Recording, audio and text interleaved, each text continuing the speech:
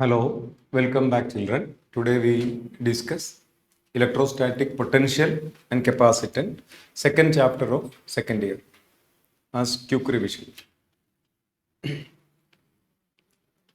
In this chapter we start with electrostatic potential definition. Electrostatic potential at a point is defined as the work done in carrying unit positive charge from infinity to that point without acceleration. So that is the minimum amount of work done in bringing unit positive charge from infinity to that point without acceleration means minimum work. There should not be any change in kinetic energy. So that minimum work is the potential. So potential can be work per charge. So electrostatic work can be measured as the product of potential difference between that point and infinity and the charge which is brought. So if Q is the charge to be brought from infinity to the point P, so work done which makes only potential energy changes, which is the minimum work done without acceleration, is given by Q into Vp minus V infinity. But infinity has zero potential, that is why Q into Vp. So work done from infinity to P can be defined as Q into Vp because V infinity is zero. The same idea can be followed for finding work done in carrying any charge from one point to other point in electric field. So work done is equal to charge into potential difference can be used. With that, we can discuss potential due to a point charge. Potential due to a point charge is defined as mathematically 1 by 4 pi epsilon 0 charge q, that point charge q divided by r, where r is the radial distance, So 1 by 4 pi epsilon 0 q by r. So potential is proportional to 1 by r. So V varies inversely with R. So VR graph is a rectangular hyperbola. So potential depends on three factors. One, the magnitude of the point charge. Two, the distance, radial distance. Third one is the medium. The charge is positive, potential is positive. Charge negative, potential is negative. Then we can find potential due to a collection of charges by using superposition principle. If you have two charges, Q1 and Q2, first point charge is Q1, other point charge is Q2, then the potential at any point due to these two charges can be found. You can find potential at any point. That point may be along the line joining, that point may be outside anywhere. Only that depends on the medium and the magnitude of that charge and the radial distance. For example, if potential is to be found at the midpoint, let the distances be r by 2 and r by 2 each, total separation is r. So what is the potential at the point O? 1 by 4 pi epsilon 0, let us write k. K into Q1 divided by r by 2 is the potential due to the first charge Q1 at the point O. First charge alone. Now add algebraically, seeing the sign, see both the signs positive, then plus k Q2 divided by r by 2. This is the way. But if any one of these charges is negative, suppose Q1 is plus and Q2 is minus, still we have to find potential along the line joining. Say at the middle, then it would be V is equal to V at O is equal to, say that point is at the middle, K Q1 divided by R by 2 minus K Q2 divided by R by 2 because Q2 is negative. See, potential is a scalar event. Then we have to see the charge whether positive or negative because it can be positive or negative. Potential can be positive or negative. Okay, a negative charge has negative potential. This concept is very important. We have learned in electrostatic charges and fields, a point charge has spherically symmetric electric field. If that point charge is plus Q, electric field surrounding it is radially outward. Radially outward. Field is radially outward. Now you consider similar situation with a negative point charge. The direction of electric field is not radially outward, but it is radially inward. Electric field is still spherically symmetric, but at any point the field is radially inward. Now you take 2 points along this field line. Let this be 1 and 2. Here also you take 2 points 1 and 2. Then the direction of electric field is from 1 to 2. Here direction of electric field is from 1 to 2. Sorry, 2 to 1. Because field is directed along this field line, direction of field line.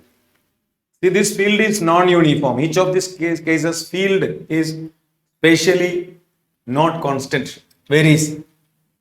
Field increases as the point is close to the charge. Field increases as point is close to the charge in each of these situations.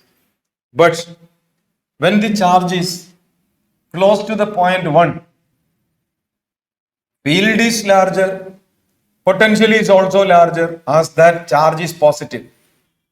But here, field at the point 1 is greater than field at the point 2 as earlier. E1 is greater than E2. Magnitude of E1 is greater than magnitude of E2. So the strength of the field that depends on the closeness. First point is close to the charge. But what about potential in the second case? The direction of field is from 2 to 1. That is why potential at the second point must be greater. So potential at a point close to the negative charge is less. So V2 is greater than V1. That is, the direction of electric field is in the direction of reducing potential.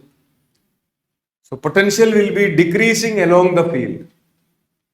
Potential will be decreasing along the field. And this can be easily given mathematically by E is equal to minus dV by dr. This negative sign indicates that electric field is always in the direction of reducing potential at the quickest, at the earliest, as steepest. Potential will be decreasing steepest along the field. Potential കുത്തനെ കുറയുന്ന ഡയറക്ഷനിലായിരിക്കും field.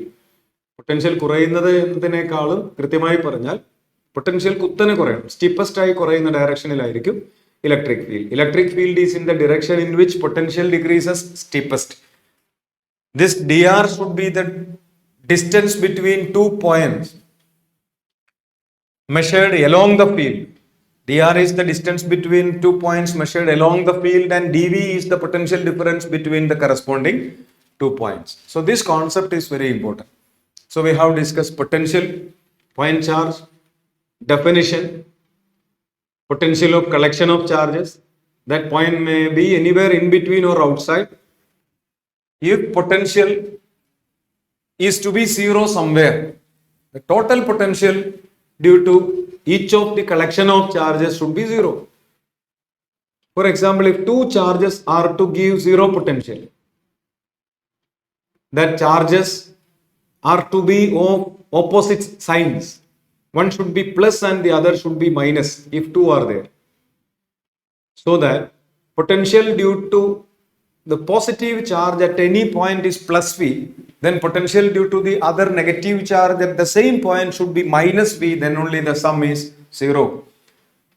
So potential due to a collection of charges can be zero, provided in that collection there should be positive as well as negative charges. If only positive charges, that cannot give rise to zero potential. If only negative charges are there in the collection of charges, that cannot give rise to zero potential. Potential is a function of a point.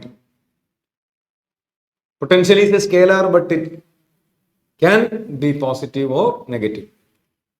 The unit of potential is joule per coulomb, which is volt. Joule per coulomb is the unit of potential. SI unit is joule per coulomb, which is also called volt. Don't forget to by heart its dimension, joule per coulomb. Dimension of joule and coulomb, everybody knows, so easy to by heart. Okay. Now, potential energy of system of charges. If you have two charges, Q1 and Q2, separated by a distance r, Q1 and Q2 separated by a radial distance r, what is the potential energy of system? Potential energy of the system can be measured by finding the work done in bringing that charges from infinity to the given point, one by one, step by step. For that, first we bring the first charge from infinity to the corresponding point where it is already present and fix it there. You know that as the charge Q2 is absent now, no need of any work done. So work done is zero. So that potential energy of single charge is zero. As it is a point charge, potential energy of that single charge is zero, as there is no external electric field. Now you fix it there.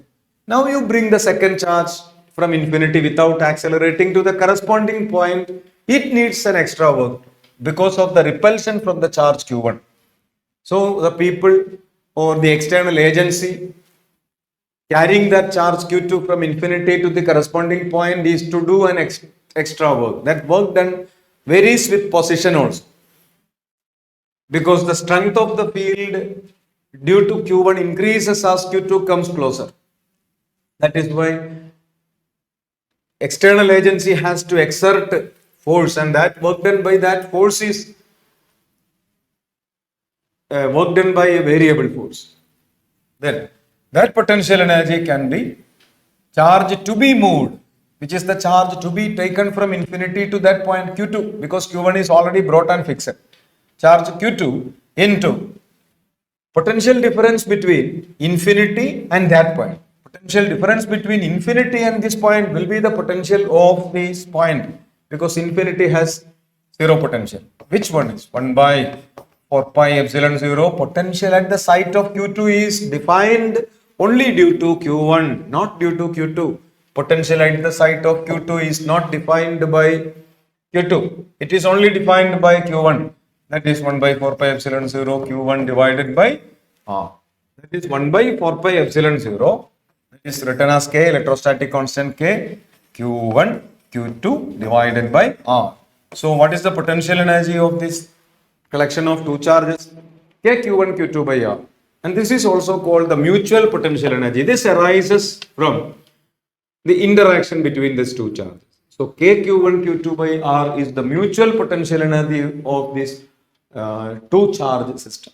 Like this, any number of charges you can find out potential energy. If there are three charges, don't forget to add the three terms. One is K, Q1, Q2 by R12, other is K, Q2, Q3 by R23, other is K, Q1, Q3 by R13. So the number of independent lines that can be drawn between that many number of charges, that will be the number of potential energy terms. If you have 4 charges, you can draw 6 independent lines between any of the 2 charges without getting repeated. 4 easily counted along the sides of this rectangle and 2 diagonally. So 4 plus 2, 6 potential energy terms are there. So if 4 charges are there, how many potential energy terms are there? 4 charges, 4 into 3 divided by 2. So 12 by 2, 6. If 5 charges are there, 5 into 4 divided by 2, that is 5C2. Mathematics you have learned. 5 into 4 by 2, that is 10. If 6 charges are there, there can be how many potential energy terms? Tell me. 6 into 5 divided by 2, that is 30 by 2, 50. So potential, electrostatic potential energy Now we have learned potential of a dipole, field of a dipole. Field due to dipole. There is no null point around dipole. And also if dipole is placed in external field, it experiences a torque M cross B. Here potential due to dipole and potential energy of the dipole in the external field. That is to be discussed now. Now, what is the potential of a dipole? Dipole carries two charges minus q and plus q. Draw the line joining the charges. Say O be the center of the charge. What is the potential at any point whose position vector is R? The point is P. And that position vector makes an angle theta. And that potential is measured as 1 by 4 pi epsilon 0 P cos theta divided by R square. That's very important. 1 by 4 pi epsilon 0 P cos theta divided by R square. 1 by 4 pi epsilon 0 P cos theta by R square is the general formula used for a short dipole. At any point along the axis or bisector, wherever you can choose that, because that is measured as a function of the angle theta. That's why the potential is going to be maximum due to dipole along the axis, because theta equal to 0, potential is maximum. But at theta 90, cos 90 0, so potential becomes 0. So at any angle bisector or equatorial line, potential would be 0. So the equatorial line of a dipole is a 0 potential line. Axial line of the dipole is having maximum potential. Also potential varies with the distance. Potential varies with the distance as 1 by r square, not 1 by r cube. But field of a dipole varies 1 by r cube, potential varies 1 by r square. That is also very important. So potential due to a dipole. Now when this dipole is placed in external uniform field, that also is to be revised. External uniform electric field. A dipole is kept. Dipole is placed across this. Dipole length is making an angle theta with the direction of the external field. Moment is directed from minus to plus. Then potential energy measured as minus P dot E or minus PE cos theta. If theta equal to 0, potential energy going to be minimum. That is minus PE. And that is called stable equilibrium. So what is the stable equilibrium condition? Theta equal to 0, potential energy minimum. If theta equal to 180 degree, potential energy going to be maximum. That will be plus PE. That is called unstable equilibrium. Unstable equilibrium. Now, this dipole, for turning from stable equilibrium to such a position, external agency is to do some work. Then in work done in turning dipole from an angle theta 1 to theta 2 can be written as PE into cos theta 1 minus cos theta 2.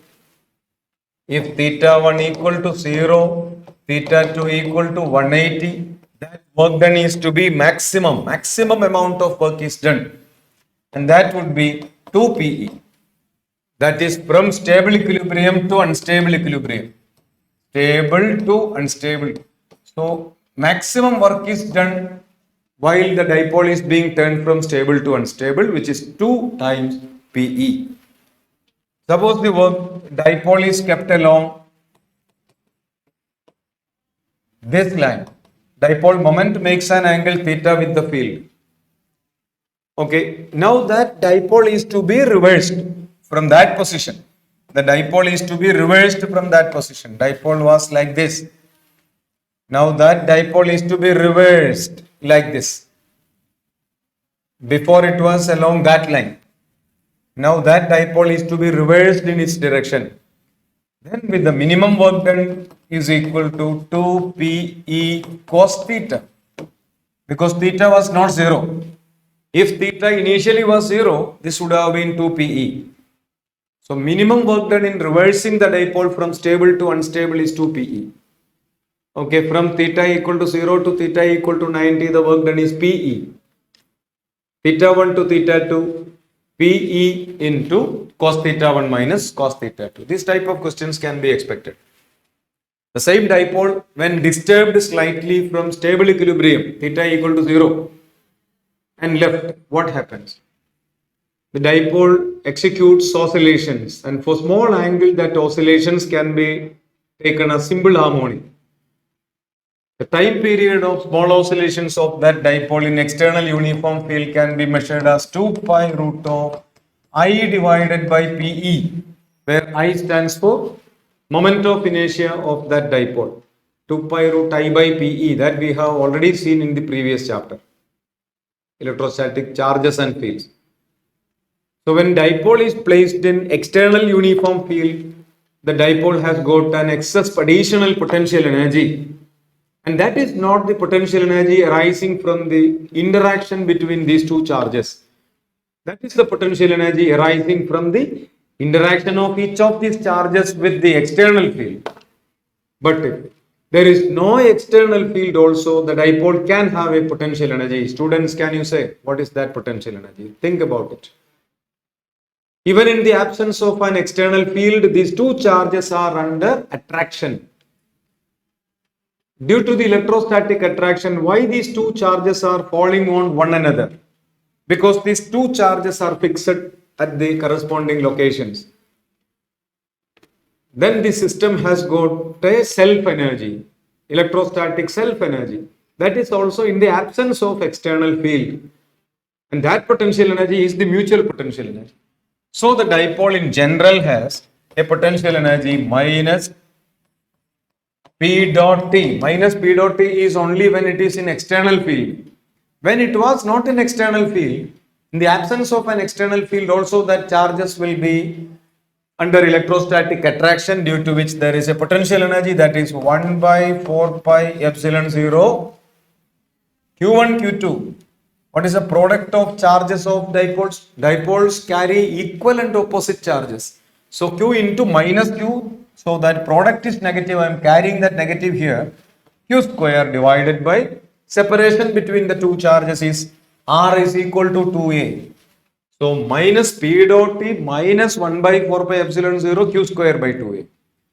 So irrespective of whether the dipole is in external field or not, the dipole will have a minimum potential energy, which is minus 1 by 4 pi epsilon 0 Q square by 2A. And the other term is depending on whether there is external field or not. So far we have discussed potential due to point charge, potential due to multiple charges, potential due to dipole, potential energy of collection of charges, potential energy of dipole in external field or not in external field. Now some of the electrostatic properties of a conductor.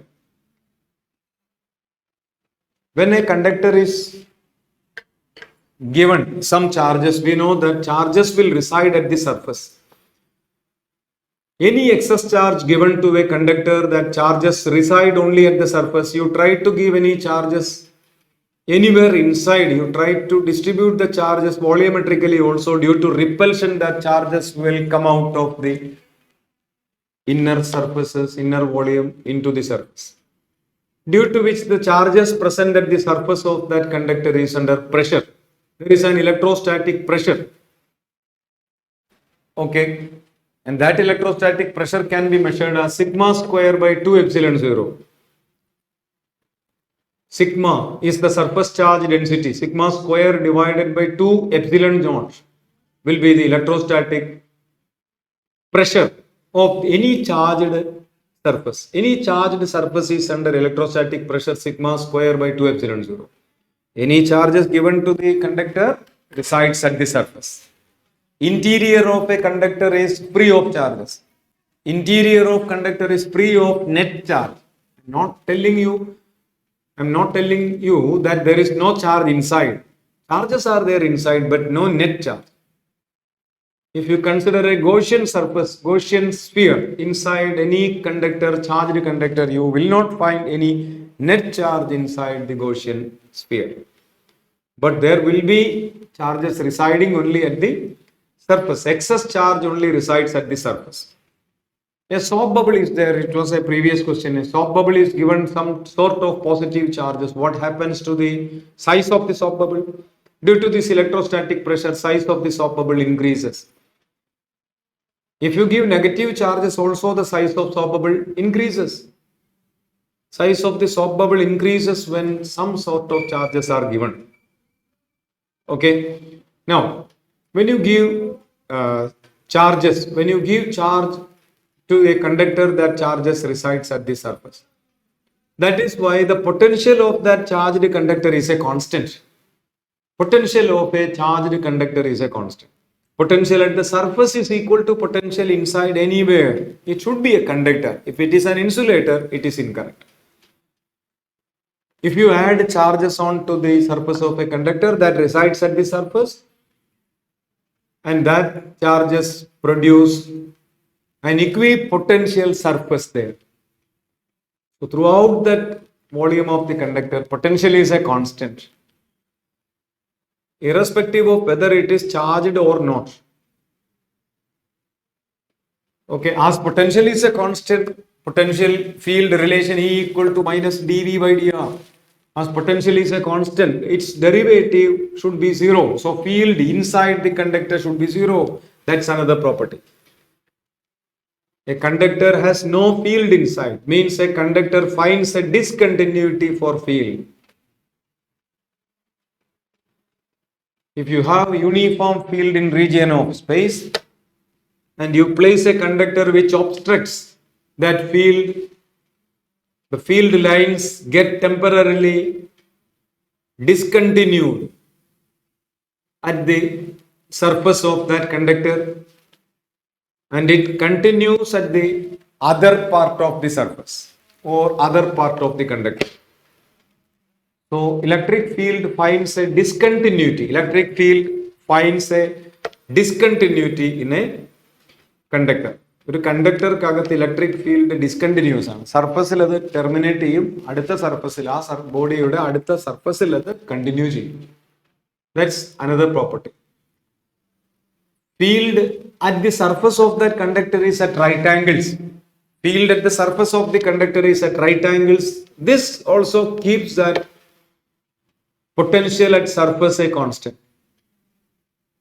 Field surface in parallel ആയിട്ട് ഉണ്ടായിരുന്നെങ്കിൽ സർഫസിന് പാരലലായ ഡയറക്ഷനിൽ potential മാറേണ്ടിയിരുന്നു.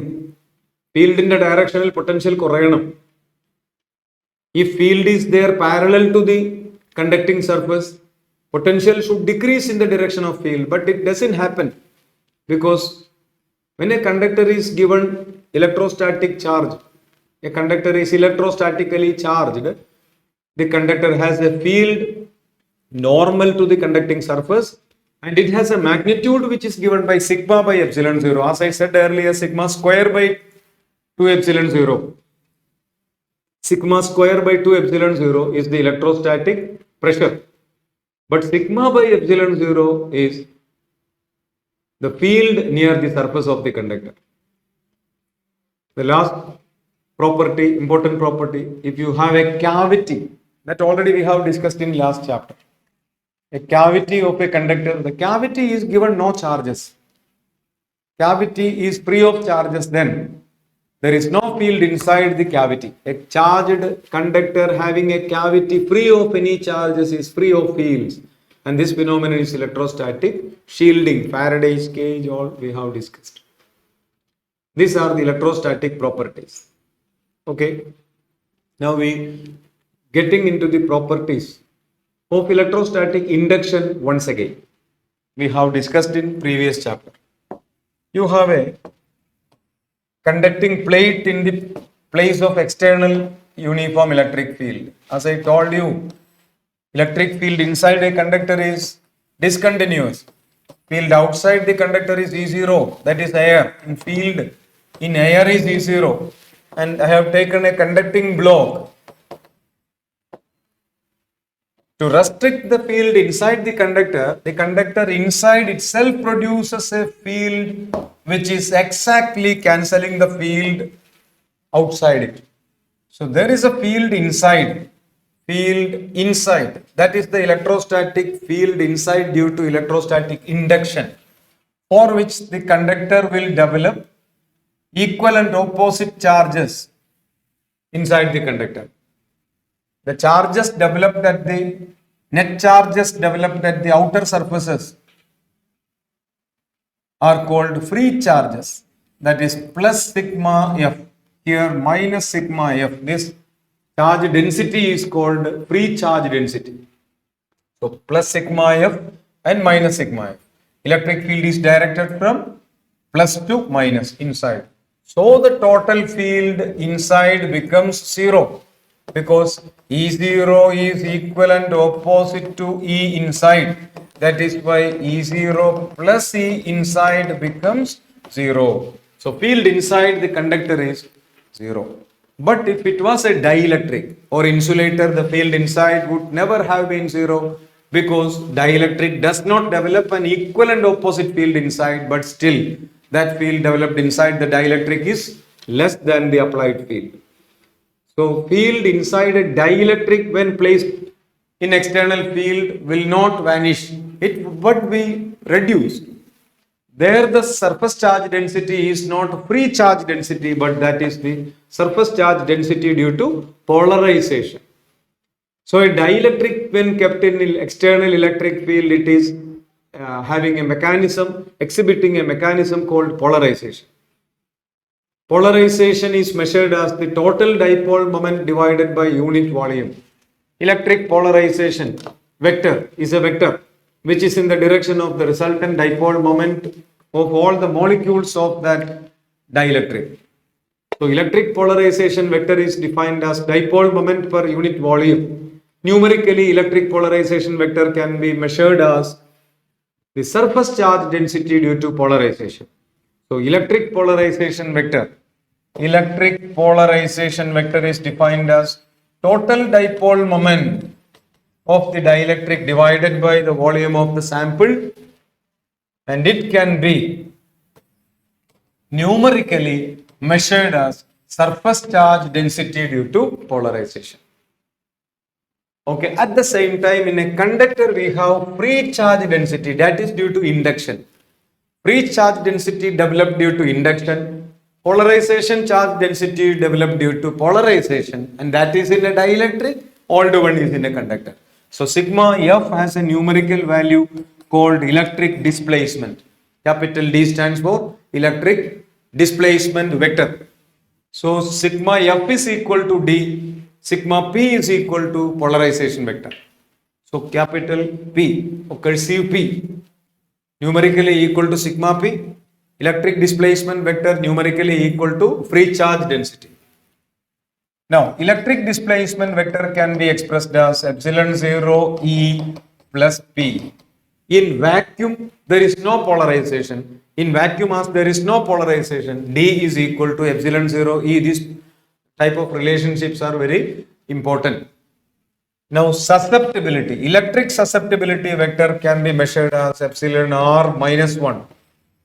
So, epsilon R is equal to 1 plus chi. These relations, similar relations there in magnetism also.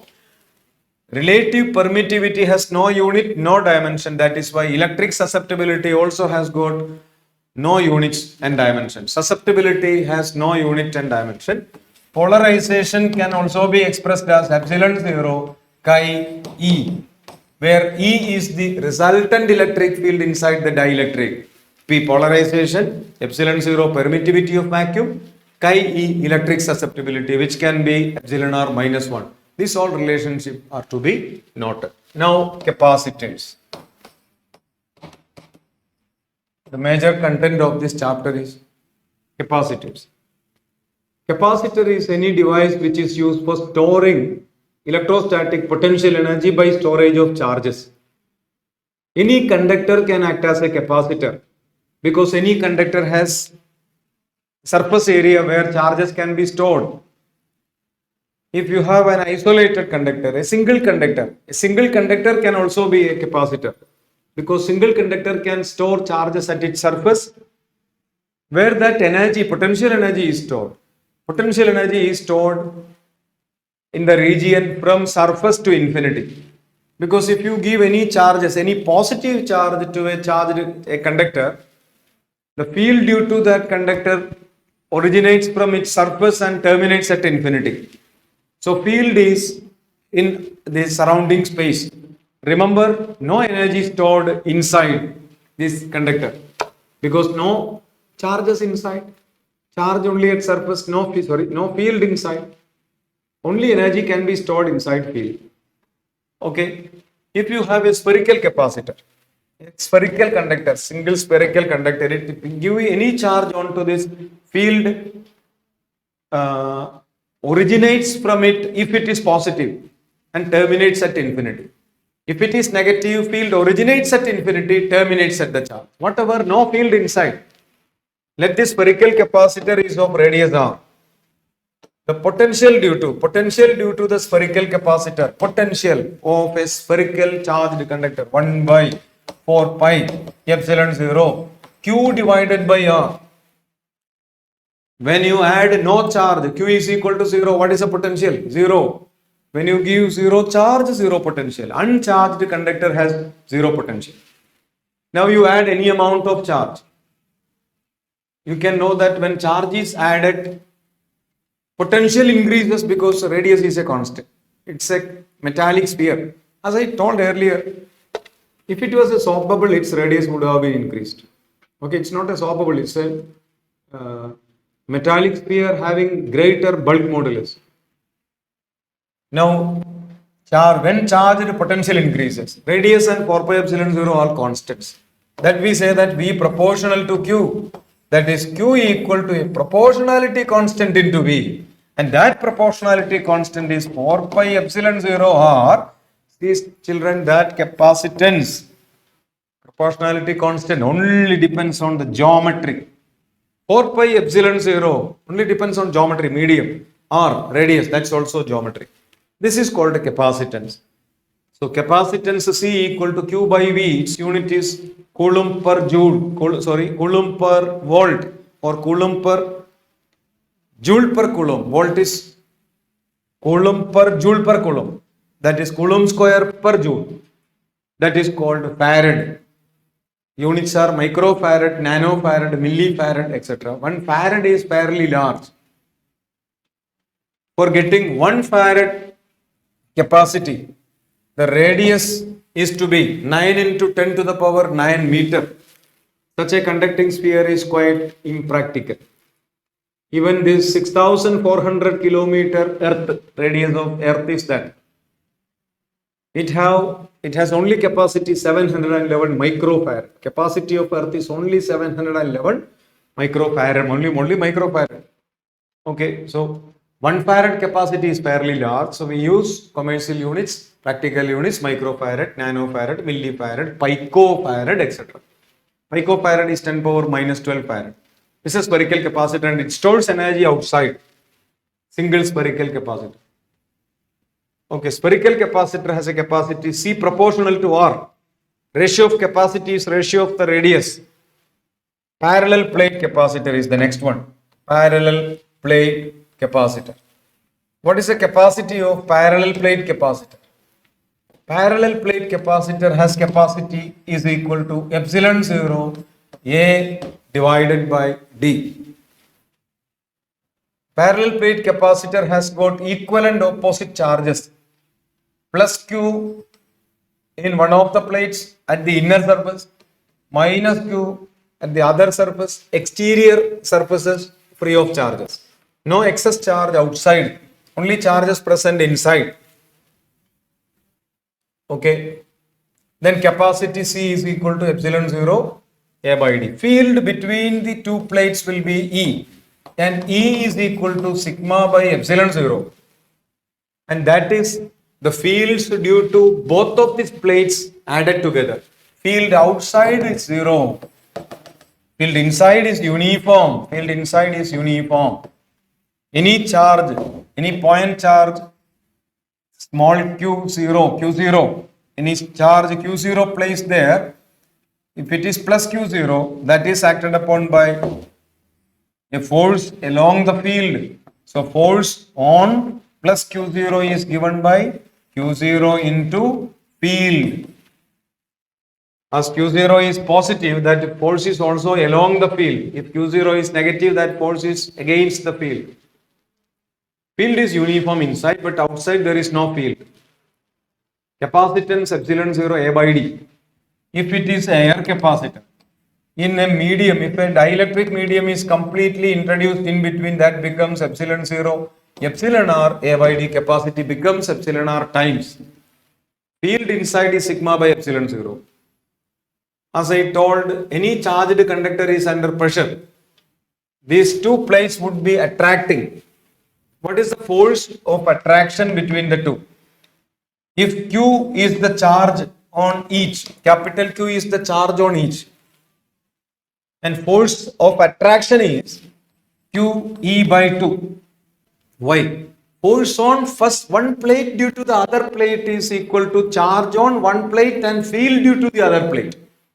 Field due to other plate is only E by 2, because total field is E by 2 plus E by 2 equal to E. So force is QE by 2. Okay, field is sigma by epsilon 0 due to both the plates, but one plate alone field is sigma by 2 epsilon 0. On adding you get sigma by epsilon 0. That's why if E is the resultant field in between, the force of attraction between the two plates is given by QE by 2. F is equal to QE by 2. That's very important. This can be also be written as, F can be written as Q into E is sigma by epsilon 0. E can be Q by A epsilon 0. Sigma is Q by A. So Q square divided by 2A epsilon 0. Force Q square by 2A epsilon 0.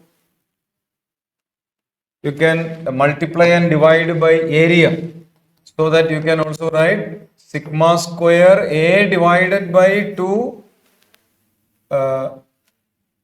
sigma square A divided by 2 epsilon 0. Then what is force per unit area? That is sigma square by 2 epsilon 0. This is nothing but the electrostatic pressure. So one plate exerts a force over the other plate, due to which the other plate is under electrostatic pressure, given by sigma square by 2 epsilon 0. The sigma you substitute, you can also write pressure as half epsilon 0 E square.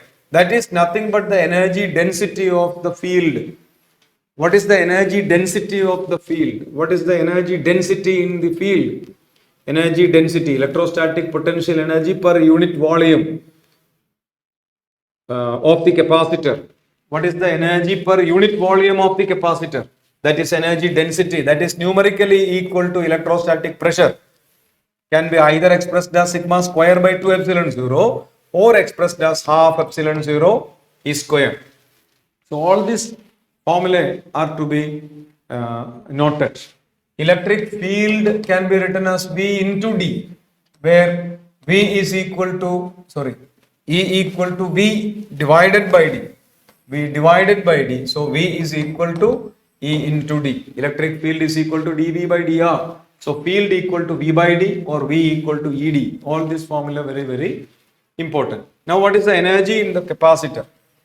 Energy of the capacitor, electric energy, half C V square, one of the formula, very important. Another one, half QV.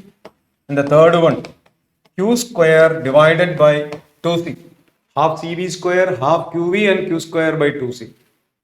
So energy proportional to Q square.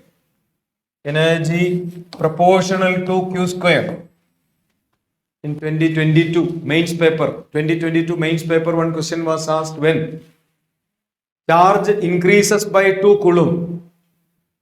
When charge increases by 2 coulomb, it is found that energy increases by 44%. Then what is the initial charge? Repeating, charge increased by 2 coulomb. Then energy of the capacitor increased by 44%. Energy of the capacitor increased by 44%. When energy increases by 44%, we can conclude that charge increased by 20%. When charge increased by 20%, only energy increases by 44% from this quadratic. U proportional to Q square. You can attempt U dash by U equal to Q dash by Q whole square like that, or you can have a shortcut. 20 into 2, 40. 20 by 10 to 40 plus 2 square 44. You can try to practice this in other cases also. 20 into 2, 40. 20 by 10, 2. 2 square 4. 40 plus 4, 44. So delta Q by Q equal to 20%. That is delta Q by Q equal to 20 divided by 100. And delta Q is given as 2 coulomb. That is Q is equal to 10 coulomb. So initial charge on the capacitor was 10 coulomb. That is why 2 coulomb charge when added, it became 12 coulomb. 10 coulomb became 12 coulomb. So the energy increased by 44%, charge increased by 20%. So this data, all based on this equation. Okay. So half QV is the energy stored in the capacitor. Half CV square or Q square by 2C. Okay. So capacitance, force, field, pressure, energy density, all these relationships are very important. When a dielectric is fully inserted, capacity becomes epsilon R times. More general formula for capacity, epsilon 0 A divided by D minus T plus T divided by epsilon R, where T is the thickness of a slab introduced in between. And epsilon R is the dielectric constant of that slab. That may be a conducting or dielectric one. T is the thickness of that. A is the area of the plate. Area of plate and slab are same. Okay, D is the separation between the plates of the capacitor. Then you can use this one. This formula is also important. That is, we have already learned all this.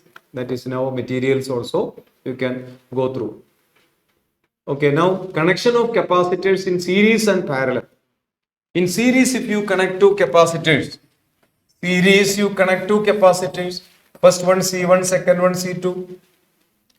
In series, charge is to be same. So potentials are to be different as capacitors are different. V shared V1 plus V2. So V is equal to V1 plus V2. A DC source can be used for charging capacitors. Now, these capacitors are getting charged in series, plus minus. This is the polarity. So V1 plus V2 is the total potential. V1 can be written as what? Q1 divided by C1. So Q by C1, because Q1 and Q2 are same. Q by C2, so V can be written as Q by C equivalent.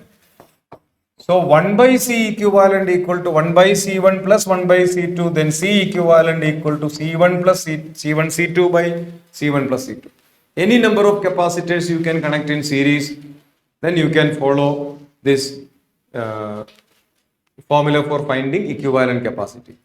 If n capacitors are connected in series, n by C equivalent equal to 1 by C1 plus 1 by C2 plus 1 by C3 plus etc. plus 1 by Cn.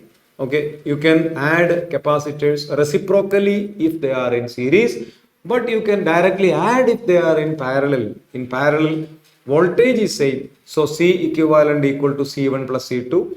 If 3 are there, C1 plus C2 plus C3. If n identical capacitors are connected in parallel, it becomes NC. If n identical capacitors are connected in series, it becomes C by n.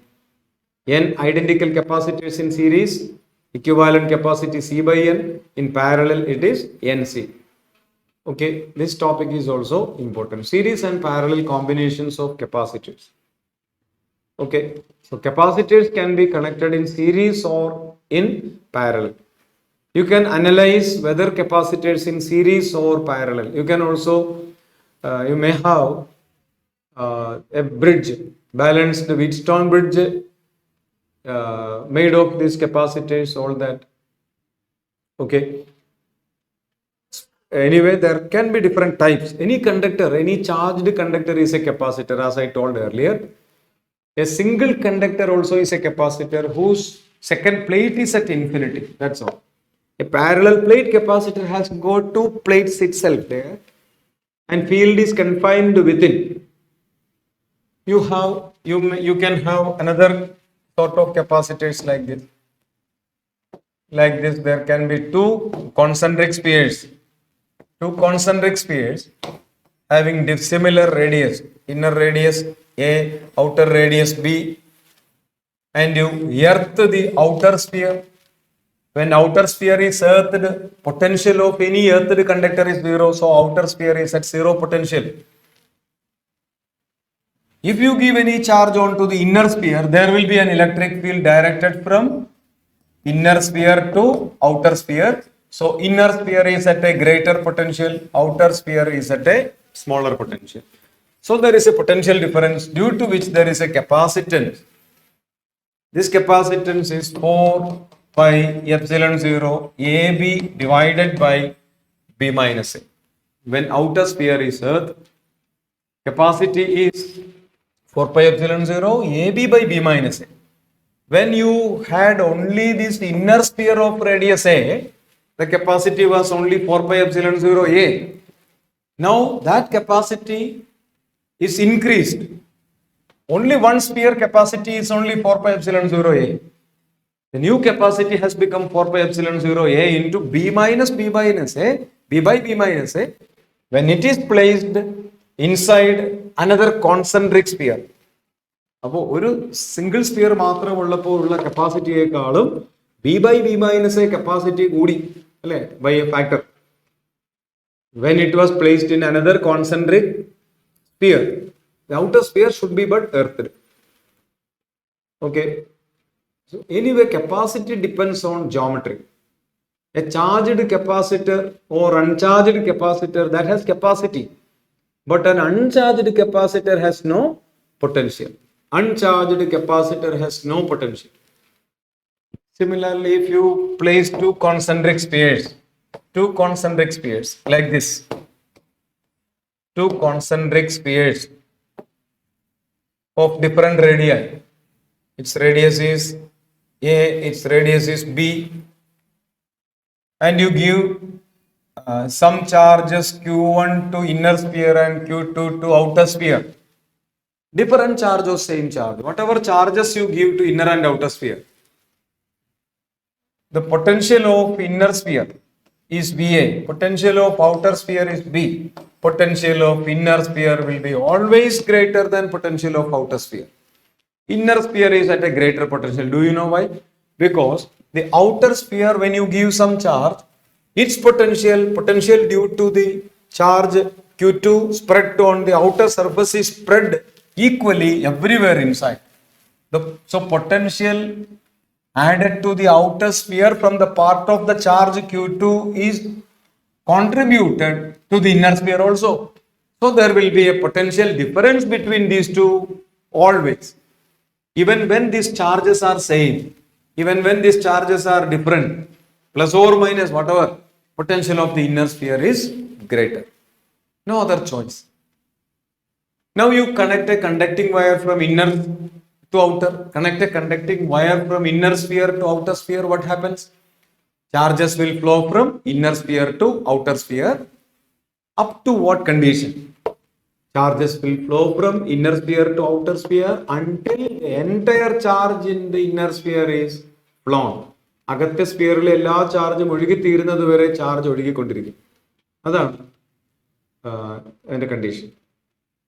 So this is the basic principle of a famous generator, electrostatic generator, voltage generator called Van de Graaff generator. That was in the deleted portions. But this concept can be tested. Okay, if you have two plates close together, two plates are placed close together. One is given a charge Q1, other is given a charge Q2. These two plates are kept close together. Now, charges will have some sort of redistributions. Let us practice all these concepts. Q1 is the charge on the first plate. Then minus Q1 charge will be stored at the inner surface of that second one, and plus Q1 at the outer surface. What about first one? Here Q1, then it is what? Q2. For finding the distributor charges, there is an easy method. You add these two charges, Q1 plus Q2. Take half of that, Q1 plus Q2 by 2. And Q1 by plus Q2 by 2 will be seen outside. And Q1 minus Q2 by 2 will be seen inside. You need not worry about the distribution. Okay, any number of places you can try this. Q1 plus Q2, you add that two charges by 2. That will be seen at the outer surface. Here also it would be Q1 plus Q2 by 2. And inner surfaces will have equal charge but opposite. So this will be Q2 minus Q1 by 2 or minus of Q1 minus Q2 by 2, both. So inner surfaces will have equal and opposite charges. Outer surfaces will have equal charges. If any one of these plates earthed, outer charge would become 0. Any number of plates it is same. The theory is to be, principle is followed in the same way. Okay. Now, what is the charge at the inner surface Q1 minus Q2 by C? Okay. So what is the potential difference? Potential difference is equal to charge divided by capacity. So what is the potential difference between plates? Q1 minus Q2 by 2C. What is the capacity? Q1 minus Q2 by 2V. This was asked in 2022 mains. Okay, like this you can try whatever we have learned, you can try to solve by using different questions seen in recent question papers. So we have revised their capacitance.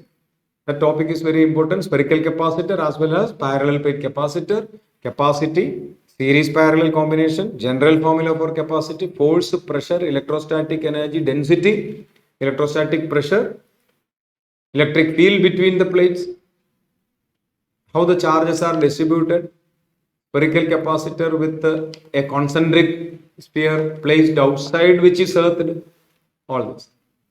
Okay, so we have completed the revision of electrostatic potential. As a quick revision only, we have done it. We'll be soon meeting with the next chapter. Thank you.